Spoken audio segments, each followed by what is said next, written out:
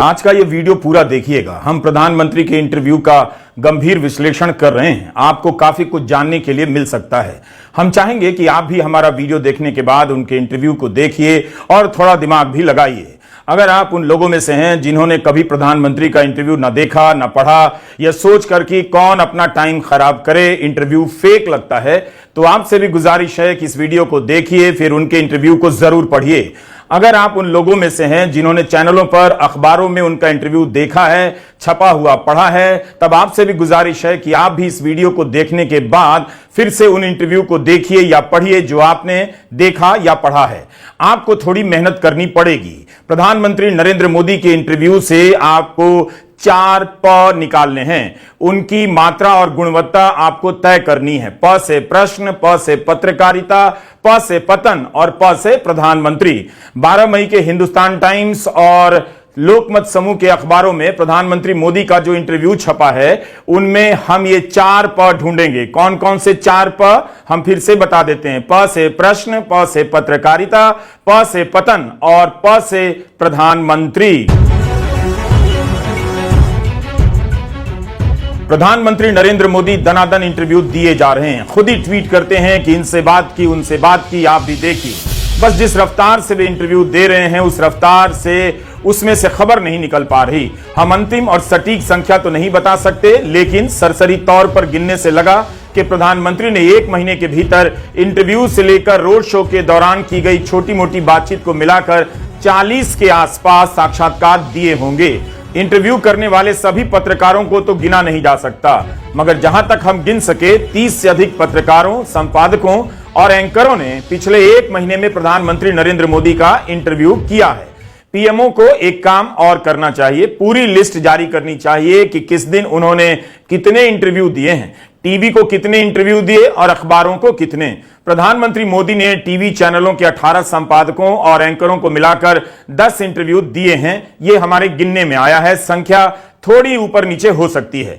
किसी किसी इंटरव्यू में 3-3 या 5-5 संपादक तक सवाल पूछते नजर आए। इसलिए हमें लगा कि आज के वीडियो में प्रधानमंत्री नरेंद्र मोदी के इन इंटरव्यू की बात की जाए।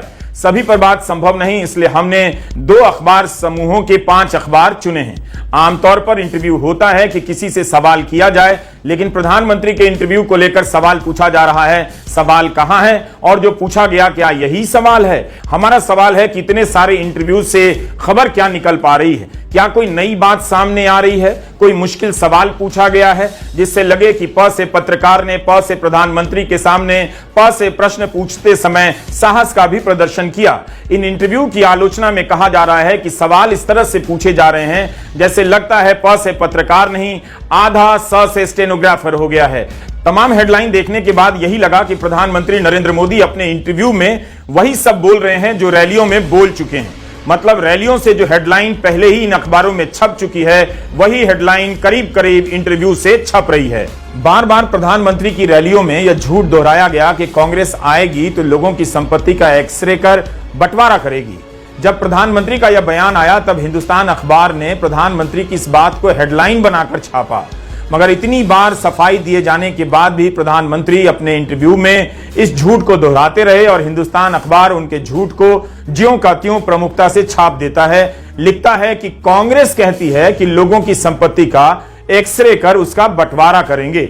इसी तरह अखबार प्रधानमंत्री के इस भ्रामक बयान को भी छापता है कि कांग्रेस संविधान में गैर कानूनी तरीके से SC, ST और OBC आरक्षण को कमजोर करके मुस्लिम रिजर्वेशन लाना चाहती है। यही बात इसी अखबार में बहुत पहले हेडलाइन के रूप में छापी जा चुकी है और कांग्रेस की सफाई आने के बाद भी अखबार इस बात पर प्रधानमंत्री से सवाल नहीं करता है, कांग्रेस के पक्ष का जिक्र नहीं करता है। किसी भी प्रधानमंत्री के इंटरव्यू का बेहद खास महत्व होता है और पत्रकारों के बीच यह बहुत बड़ी बात होती है।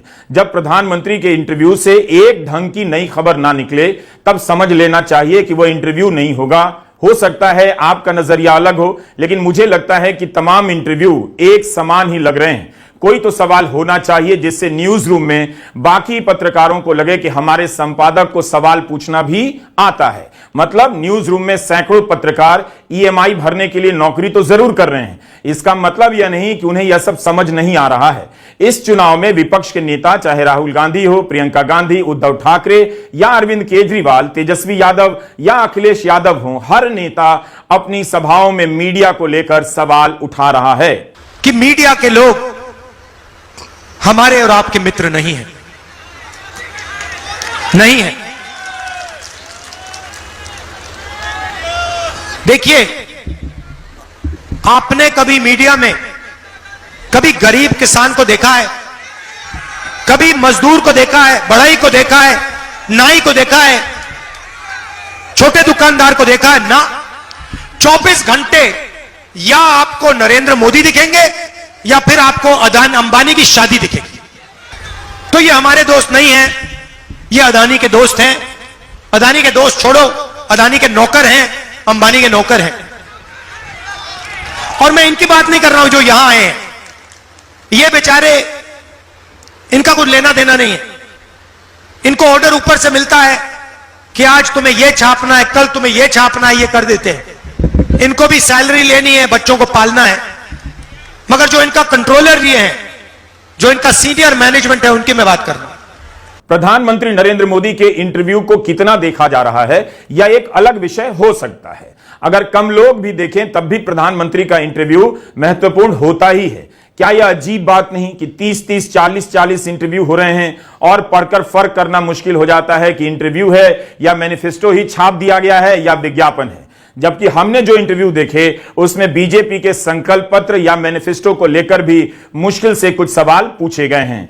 अच्छी बात है कि सबका इंटरव्यू एक समान सा लगता है, मगर सब अपने इंटरव्यू को एक्सक्लूसिव, स्पेशल और विशेष बताते हैं।